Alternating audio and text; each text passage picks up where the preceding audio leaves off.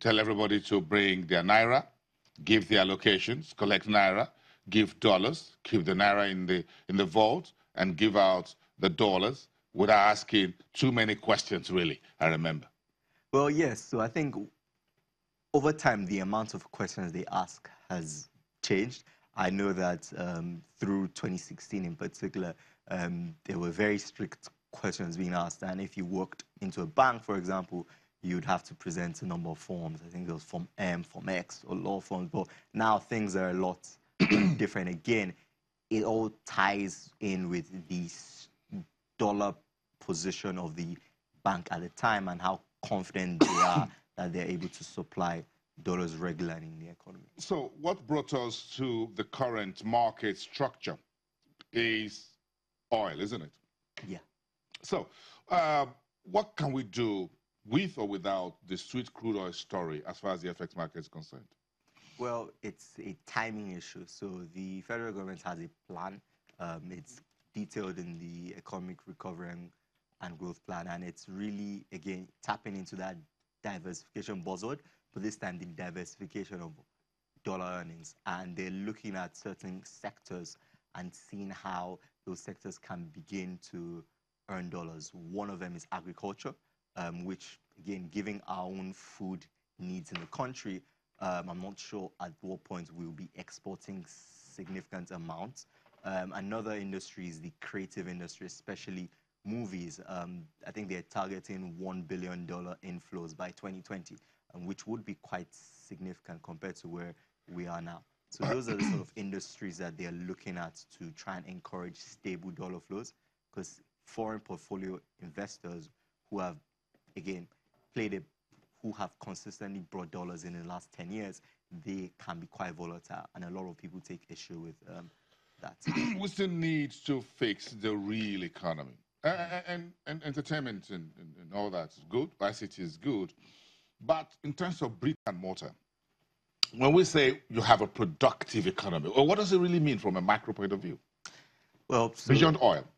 Oh, beyond oil? Well, yes. It depends. The traditional sense would mean that you have a strong industrial base, i.e. manufacturing, right? Nigeria's manufacturing sector is less than 10% of the economy, so we are not a manufacturing economy. And by that measure, we are not very productive. You look at our productivity as well, it ranks quite low in the world. You can look at infrastructure and inflation for reasons why this is so. But alternatively, right, you can have a services-led economy where your productivity comes from services. So it looks like we sort of skipped the manufacturing stage, which is the traditional path like Asian countries took. But that was probably more by accident than by design. Well, what's the danger here if you have a service economy and you have a highly consumptive, import-consumptive dependent economy? Well, I think that's just describing where we were in about 2013 or so. The issue there is the import dependency, because then you need to rely on FX, and that means that the services should be providing FX to the economy, but that wasn't happening. So to put it in perspective, the oil and gas sector is 10% of the economy, and that is the main source of FX. Services are about 60%, and they provide little to no FX. So if you are an import-dependent economy, it makes sense for the larger part of your economy to be the one providing the foreign exchange, which hasn't happened. That is where the fiscal economic managers come in, and that's where the key issue is. The central bank today is, well, feeling a little bit happy that we have a portfolio of nearly $50 billion as FX reserves. That sounds good, but that provides about 14, 15 months of imports. That is still imports, which include the very volatile petrol, diesel, whatever, kerosene and all of that. So that still leaves a lot of challenges here, Michael, for the fiscal authority. Yeah, I think the central bank, apart from the fact that I do feel that we should be moving slowly towards a fully free-floating FX markets, I think they're in a relatively strong position. A lot of people talk about their reserves being 50 or heading to 50 billion, and then provide caveats as to why, okay, there's Eurobonds, there are swaps with banks, there's this and that. But the aim of reserves is, can you provide dollars to people when they come and ask for them? And with the money in the bank, the central bank can't do that.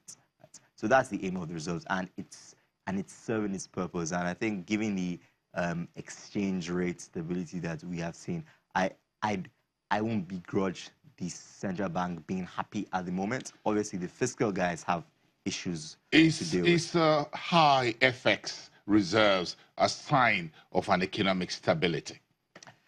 No, it's... No, second question. No. Is it a sign of economic growth?